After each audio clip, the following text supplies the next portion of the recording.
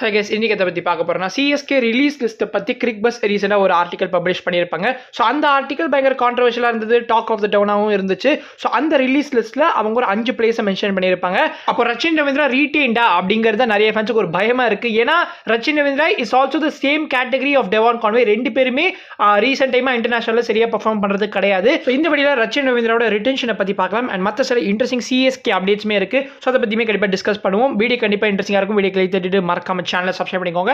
இவாங்க video தெரிஞ்சுக்கலாம். Rev sports அப்படிங்கிற ஆர்டிகலுக்கு நம்ம சிஎஸ்கே அஃபிஷியல் ஒருத்தர் வந்து சில விஷயங்கள்லாம் ஷேர் பண்ணியிருக்காரு. ஸோ அது என்ன அப்படிங்கிறத ஒன் பை ஒன்னா பார்ப்போமே. சிஎஸ்கே ஸ்டில்னா வந்து ஐபிஎல் 2026 ரிட்டென்ஷன் லிஸ்ட்டை பற்றி எதுவும் டிஸ்கஸ் பண்ணல அப்படிங்கிறத வந்து கன்ஃபார்ம் பண்ணியிருக்காங்க. நம்மளோட head coach Stephen Fleming, former captain தல Dhoni and current captain Ruturaj Gaikwad இவங்க 3 பேர் சேர்ந்தா வந்து இந்த ரிட்டென்ஷன் லிஸ்ட்டை ஃபைனலைஸ் பண்ணுவாங்க. ஒரு மீட்டிங்குமே பிட்வீன் தீஸ் 3 பீப்பிள் நடக்கும்னு ரெவ் ஸ்போர்ட்ஸ் சொல்லியிருக்காங்க. என்னதான் கிரிக்பஸ் வந்து நவம்பர் 15 தான் ரிட்டென்ஷனுக்கான டெட்லைன் சொல்லியிருந்தாலுமே அஃபிஷியல் கன்ஃபர்மேஷன் இன்னும் ஐபிஎல் தரப்புலேருந்து வராததுனால பிரான்ச்சைசி இன்னும் ஹோல்டர் தான் வச்சிருக்காங்க.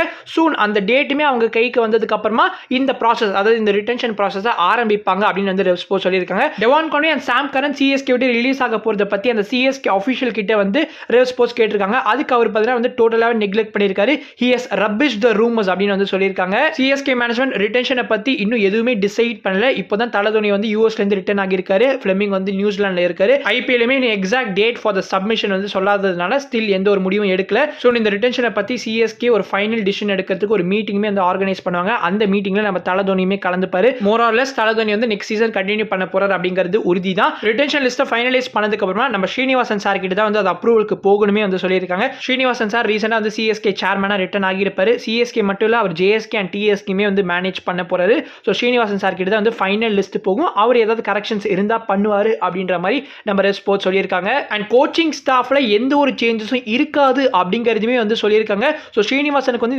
சாப்பிங் அண்ட் சேஞ்சிங்லாம் வந்து பிடிக்காதான். அதனால வந்து முடிஞ்ச அளவுக்கு அந்த சேம் கோரை வந்து மெயின்டைன் பண்ண தான் பார்ப்பாங்க அப்படின்ற மாதிரி இப்போ வந்து ரெவ் ஸ்போர்ட்ஸ் சொல்லியிருக்கிறதுனால Suresh Raina as batting coach and Dwayne Bravo as bowling coach இந்த 2 ரூமர்ஸ்க்கும் ஒரு முற்றுப்புள்ளி வந்துருச்சுன்னு நான் நினைக்கிறேன். அண்ட் அந்த சிஎஸ்கே அஃபிஷியல் வந்து இன்னொரு இன்ட்ரெஸ்டிங்கான விஷயமே வந்து ஷேர் பண்ணியிருக்காரு. ஸோ ஆஷனா ரீசெண்டாக வந்து அவரோட ஐபிஎல் ரிட்டையர்மெண்ட் அனௌன்ஸ் பண்ணியிருப்பார் இல்லையா. ஸோ அதுக்கப்புறம் சிஎஸ்கேட ஸ்பின் டிபார்ட்மெண்ட்ல வந்து ஒரு வாய்ட் இருக்கு அப்படிங்கிறது வந்து சிஎஸ்கே மேனேஜ்மெண்ட் அண்டர்ஸ்டாண்ட் பண்ணியிருக்காங்க. அதுக்கான ப்ராசஸையுமே வந்து சிஎஸ்கே இப்போ ஸ்டார்ட் பண்ணியிருக்காங்க. டிஎன்பிஎல் அண்ட் ஜூனியர் லெவல் வந்து சிஎஸ்கே ஸ்கவுட்டிங் பண்ணியிருக்காங்க. அண்ட் ஆப்வியஸாக ஒரு 40-50 பிளேஸை வந்து கூப்பிட்டுமே ட்ரையல்ஸ் பண்ணியிருக்காங்க. ஸோ அங்கேயுமே வந்து ஒரு சில ஆஃப் ஸ்பின்னர்ஸை வந்து ட்ரை அவுட் பண்ணி பார்த்துருப்பாங்க. பட் ஆஷனாவோட குவாலிட்டியை மேட்ச் பண்ணுறது ரொம்பவே டிஃபிகல்ட் அப்படின்ற மாதிரி இந்த சிஎஸ்கே அஃபிஷியல் சொல்லியிருக்காரு. அண்ட் இந்த மினி ஆக்ஷன்றதுனால வந்து ஆப்வியஸாக உங்களுக்கு டாப் குவாலிட்டி கிடைக்கிறது கஷ்டம் தான். ஃப்ரான்ச்சைசிஸ் வந்து ரொம்ப கம்மியான டாப் இந்தியன் பிளேஸ் தான் ரிலீஸே பண்ண போறாங்க. ஸோ சிஎஸ்கே ஆஷனாவோட ரீப்ளேஸ்மெண்ட்டை ஃபைன் பண்ணது ரொம்ப டிஃபிகல்ட் தான் போல. சிஎஸ்கே மேபி ஒரு ஓவர்சீஸ் பிளேயரை வச்சு ஆஷனாவை ரீப்ளேஸ் பண்ண பார்ப்பாங்க அப்படின்ற மாதிரி ரெவ் ஸ்போர்ட்ஸ் ஃபீல் பண்றாங்க. If CSK decides to replace Ashana with an overseas off spinner, அப்போ Theekshana would be a very good option.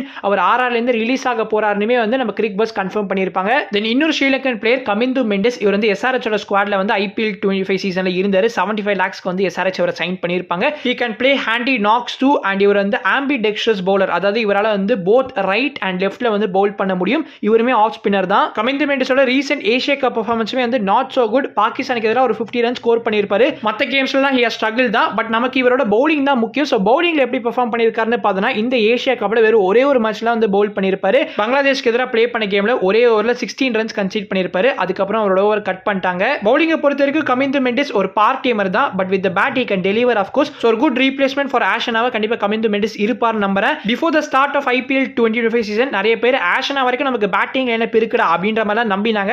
ஆனால் ஆஷனா வித் த பேட் எப்படி இந்த ஐபிஎல் சீசன்ல பெர்ஃபார்ம் பண்ணாரு நம்ம எல்லாருமே பார்த்திருப்போம். எனவே கமிந்து மெண்டிஸ் சிஎஸ்கே பிக் பண்ணணும்னா அதுக்கு முதல்ல எஸ்ஆர்எச் அவரை ரிலீஸ் பண்ணணும். ஸோ அப்போ வந்து நம்ம இதை பற்றி இனிமேல் ஃபர்தராக டிஸ்கஸ் பண்ணலாம். வேற ஏதாவது நல்ல ஓவர்சீஸ் ஆஃப் ஸ்பின்னர் ஆப்ஷன்ஸ் இருந்தாங்கன்னா கண்டிப்பாக கமெண்ட்ஸ்ல ஷேர் பண்ணுங்க. அதை பற்றி இன்னொரு வீடியோவில் நான் பேசுறேன். இப்போ ரச்சனோட விஷயத்துக்கு வரலாம். ரச்சனுக்கு ரீசெண்டாக ஒரு ஹெட் இன்ஜுரி நடந்திருக்கும். பவுண்டரி போர்ட்ஸ்ல போய் வந்து முட்டியிருப்பாரு. ஸோ நியூசிலாந்து vs ஆஸ்திரேலியா T20 சீரிஸ்க்கு முன்னாடி வந்து பிராக்டிஸ் செஷன் அப்போ அந்த ஒரு விஷயம் அவருக்கு நடந்துச்சு. இப்போ நியூசிலாந்து vs இங்கிலாந்து சீரிஸ் வந்து ஆரம்பிக்க போகுது. இந்த சீரிஸ்க்கான T20 ஸ்குவாட்ல இப்போ ரச்சின் ரவீந்திரா வந்து செலக்ட் பண்ணியிருக்காங்க. ஸோ இன்ஜுரியிலேருந்து அவர் வந்து கம்ப்ளீட்டாக ரெக்கவர் ஆகிட்டாரு அப்படின்ற மாதிரி நம்ம எடுத்துக்கலாம். ரச்சின் ரவீந்திரா மட்டும் இல்லை, நம்ம டெவான் கான்வேயுமே வந்து இந்த ஸ்குவாட்ல செலக்ட் ஆகியிருக்காரு. ஆஸ்திரேலியாக்கு எதிராக ப்ளே பண்ண 3 மேட்ச் T20 சீரிஸ்ல வந்து ஒரு மேட்ச் வந்து கால் ஆஃப் ஆகியிருக்கும். ஆனால் மற்ற 2 மேட்சஸ்லையும் கான்வே ப்ளே பண்ணியிருப்பாரு. அதில் வந்து டக் அண்ட் 1 இதுதான் அவரோட ஸ்கோர்ஸ். பட் ஸ்டில் கான்வே இந்த இங்கிலாந்து சீரிஸ்க்குமே செலக்ட் பண்ணியிருக்காங்க. நான் ரச்சினோட விஷயத்துக்கு வரலாம். இப்போ கான்வே ரிலீஸ் ஆக போறாரு அப்படிங்கிறது தெரியல. ஏன்னா அந்த சிஎஸ்கே அஃபிஷியல் வந்து ரெவ் ஸ்போர்ட்ஸ் கிட்ட இப்போதைக்கு எந்த ரூமர்ஸையும் பிலீவ் பண்ணாதீங்க அப்படின்ற மாதிரி தான் சொல்லியிருக்காரு. அதை டோட்டலாகவே வந்து நெக்லெக்ட் பண்ணியிருக்காரு அப்படின்ற மாதிரி நம்ம ப்ரீவியஸாக பேசியிருப்போம் இல்லையா. கிரிக்பஸ் ரிலீஸ் பண்ண லிஸ்ட்ல ஏன் ஏன் ரச்சின் ரவீந்திராவோட நேம் இல்ல அப்படின்ற மாதிரி நிறைய பேர் வந்து அப்செட் ஆகியிருந்தாங்க. அண்ட் எனக்கு அது டோட்டலா புரியுது. Because CSK need someone is dependable and consistent. But Rachin இதுக்கு ஆப்போசிட்டா தான் இருக்காரு. 2024 சீசன்லயே ரச்சினோட பெர்ஃபார்மன்ஸை பார்த்து நிறைய பேர் ரிலீஸ் பண்ணலாம் தான் சொன்னாங்க. பட் சில ஃபேன்ஸ் அக்செப்ட் பண்ணிட்டாங்க. ஓகே இது new season, new environment, next season பார்த்துக்கலாம் அப்படின்ற மாதிரி விட்டாங்க. இந்த 2025 சீசன்லயும் ரச்சின் பெர்ஃபார்ம் பண்ணதப்போ நிறைய ஃபேன்ஸ் கொஸ்டின் ரைஸ் பண்ணாங்க. ரச்சின்ஸ் ரோல் இன் சிஎஸ்கேவுமே என்னன்னு புரிய மாட்டேங்குது. அவர் நீங்க லாஸ்ட் 2 சீசனா வெறும் பேட்டரா மட்டும் தான் ட்ரை அவுட் பண்ணிருக்கீங்க. அவர் ஒரு useful left arm spinner for New Zealand அப்படிங்கிறதே சிஎஸ்கே மறந்துட்டாங்க. ரச்சின் மேல இந்த கான்ஸ்டன்ட் பிரஷர் இருந்துட்டே இருக்கு. ஹி ஹாஸ் டு டெலிவர் அப்படின்னு. இன்கேஸ் அவருக்கு அதர் எண்டில் நல்ல ஒரு சப்போர்ட் கிடைச்சிச்சுன்னா கண்டிப்பா ஹீ கேன் ஆல்சோ டெலிவர். நம்ம ஃபர்ஸ்ட் கேம் அந்த சிஎஸ்கே எம்ஐலே பார்த்துப்போம். அதர் எண்டில் வந்து ருத்ராஜ் சூப்பரா வந்து ப்ளே பண்ணிட்டு இருப்பாரு. இங்க நம்ம தலைவர் ரச்சினுமே வந்து அவருக்கு ஏத்த மாதிரி ஒரு சூப்பர் சப்போர்ட்டா இருந்திருப்பாரு. கைண்ட் ஆஃப் கம்ஃபர்டபுளாவே இந்த சிஎஸ்கே அந்த ஒரு சேஸ் வந்து பண்ணிருப்பாங்க. ரச்சினோட விஷயத்துல சிஎஸ்கே ரஷ் பண்ற மாதிரி தெரியல. 24 சீசன்ல ரச்சின் எக்ஸ்பெக்டேஷன்ஸை மீட் பண்ணலனாலும் நம்ம அழகா வந்து 25 சீசன்ல வந்து நமக்கு நிறைய ஓப்பனர்ஸ் ஆப்ஷன்ஸ் இருந்துச்சு. நம்ம ஆப்ஷன்ல வேற ஏதாவது ஒரு ஓப்பனர் கூட பிக் பண்ணிருக்கலாம். ஆனா ரச்சினை திரும்ப 4 crores பிக் பண்ணிருந்தாங்க. So definitely CSK and especially Stephen Fleming backs ரச்சின்ற மாதிரி தான் தெரியுது. ரச்சின் கிட்ட ஒரு ஸ்லைட் இம்ப்ரூவ்மெண்ட் அண்ட் ஹோப் பார்த்தாலே I am okay with Rachin getting retain தான். பட் எந்த ஒரு இம்ப்ரூவ்மெண்ட்டும் ஷோ பண்ணாம ஜஸ்ட் பிகாஸ் அவர் ஃபிளெமிங்கோட பெட்டா இருக்கிறதுனால அவர் ரீடைன் பண்றதுல எந்த ஒரு நியாயமும் கிடையாது. பெர்ஃபார்ம் பண்ணலையா அவரை ரிலீஸ் பண்ணிட்டு போறது தான் சரியான டிசிஷனா இருக்கும். So Conway and Rachin both of them should be release தான். ஆனா CSK would be tempted to retain Rachin and release Conway. இந்த ரச்சின் கான்வே ரிலீஸை பத்தி ஒரு 1000 வீடியோ நான் போட்டேன்னு நினைக்கிறேன். பட் ஸ்டில் இந்த விஷயத்தை பத்தி உங்களுக்கு கருத்தை வந்து கேட்கணும்னு தோணுது. அதனால நீங்க கண்டிப்பா ஷேர் பண்ணுங்க. ஸோ கேஸ் இது இந்த வீடியோ முடிச்சுக்கலாம். நான் உங்களை அடுத்த வீடியோவில் சந்திக்கிறேன். அது வரைக்கும் பீஷியஸ் பை.